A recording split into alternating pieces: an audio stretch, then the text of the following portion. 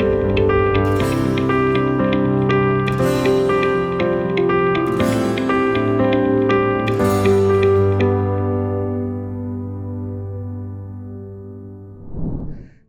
setia Gowor yang dikasihi Tuhan, Shalom. Hari ini adalah Selasa 11 November 2025. Kita hari ini merayakan peringatan wajib Santo Martinus dari Tours, seorang uskup. Martinus lahir di Sabaria, Hungaria Barat pada tahun 316. Pada usia 15 tahun, ayahnya mendaftarkan dia dalam dinas militer dan Martinus ditempatkan di kota Amiens, Prancis. Suatu ketika pada suatu malam di musim dingin, Martinus berjumpa dengan seorang pengemis yang kondisinya memprihatinkan. Pakaiannya compang-camping di tengah musim dingin sehingga ia menggigil kedinginan. Tidak ada satu orang pun yang memberikan perhatian untuk menolongnya. Martinus tergerak hati untuk turun dari kuda yang ia tunggangi. Karena ia tidak membawa apa-apa selain mantel tentara yang sedang ia kenakan. Maka ia memotong mantolnya menjadi dua bagian dan diberikan satu potong kepada pengemis itu untuk melindunginya dari udara dingin. Sahabat setia Gowor yang dikasihi Tuhan, pada malam itu juga Yesus bersama dengan sejumlah malaikat Allah menampakkan diri kepadanya. Dalam penglihatan itu Martinus melihat Yesus mengenakan potongan mantel yang tadi diberikan kepada pengemis di gerbang kota Amiens itu. Perjumpaannya dengan pengemis yang adalah Tuhan sendiri akhirnya membuat Martinus meninggalkan dinas militer dan memberikan diri bagi Tuhan. Ia ditabiskan menjadi imam pada usia 55 tahun dan diangkat menjadi uskup. Santo Martinus wafat pada 8 November tahun 397 pada usia 81 tahun. Kita hari ini akan bersama-sama merenungkan firman Tuhan yang diambil dari Injil Lukas 17 ayat 7 sampai 10. Kita siapkan hati kita. Haleluya, haleluya, haleluya. Barang siapa mengasihi aku, ia akan menuruti firman-Ku. Bapa-Ku akan mengasihi dia dan kami akan datang kepadanya. Haleluya, haleluya, haleluya. Tuhan bersamamu dan bersama rohmu. Inilah Injil suci menurut Lukas, dimuliakanlah Tuhan.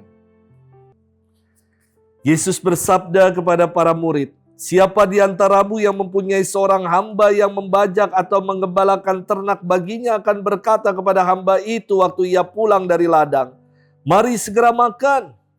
Bukankah sebaliknya, ia akan berkata kepada hamba itu, sediakanlah makananku, ikatlah pinggangmu dan layanilah aku sampai aku selesai makan dan minum. Dan sesudah itu engkau boleh makan dan minum.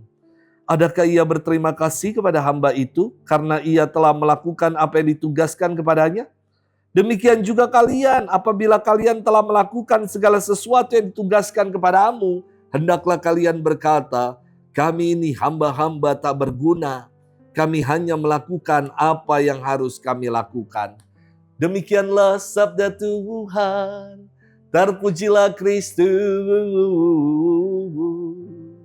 Sahabat setia Gowor yang dikasihi Tuhan, Shalom. Ada ya seorang imam yang tidak suka dengan mengucapkan terima kasih saat akhir perayaan Ekaristi. Karena bagi Romo tersebut, kita semua sama-sama melayani Tuhan. Dan pelayanan adalah ungkapan syukur, terima kasih kita kepada Allah. Jadi kok malah terima kasih diucapkan oleh Romo menurutnya. Kalau saya kira imam yang seperti ini nggak tahu menghargai suatu pelayanan. Pelayanan memang harus tulus, pasti. Namun saya kira memberikan apresiasi dalam pelayanan adalah hal yang penting. Sahabat setia Gowor yang dikasihi Tuhan. Dalam firman Tuhan hari ini berkisah tentang perumpamaan tuan dan hamba. Dari kisah ini nampak sekali hubungan yang kaku, hubungan yang dingin. Dari tuan yang selalu pengen dilayani dan hamba yang selalu melayani. Gak ada tuh say thank you, apalagi say sorry, gak ada. Kepada hamba yang melayani, itu memang tugasnya sebagai seorang pelayan. Seorang hamba diharapkan mematuhi apapun yang diperintahkan oleh tuannya untuk dikerjakan. Jika tuannya memerintahkan hambanya untuk membajak ladang sepanjang hari dan menyiapkan makan malam sesudah dia kembali ke rumah, dia harus taat walaupun capek. Karena dia tahu bahwa itu semua adalah tugasnya. Kok gitu ya? Inilah pandangan saya kira tuan dan hamba dalam konsep dunia zaman dahulu. Hubungan yang dingin, yang kaku, yang menunjukkan kesewenang-wenangan dari sang tuan kepada para hambanya. Sahabat setia Gowori yang dikasihi Tuhan. Refleksi firman Tuhan hari ini bukan perihal hubungan dingin antara Tuhan dan manusia, bukan. Tetapi yang ingin Yesus tegaskan dalam firman Tuhan hari ini, Ia mengajak para muridnya untuk menyadari perutusan sebagai hamba yang setia dan rendah hati. Yang mau melakukan dan menunaikan perutusan tanpa mengharapkan puja-puji, tetapi demi terlaksananya perutusan itu sendiri.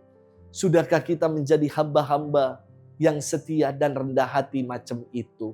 Selamat bermenung. Tuhan memberkati kita semua.